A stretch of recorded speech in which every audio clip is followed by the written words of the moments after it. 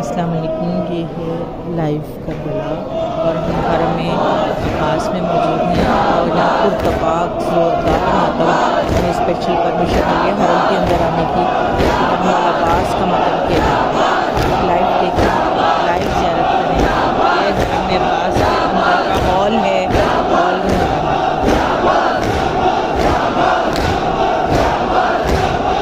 अल हरमैन काफिला अल हरमैन।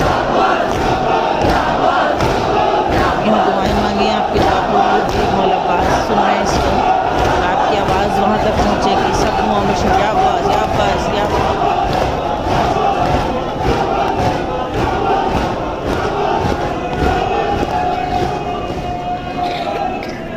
लाली। और मजलिस इख्तिताम पजीर हो गई। हमें वक्त बहुत कम मिला था, 1 घंटा मिला बहुत मुश्किल से।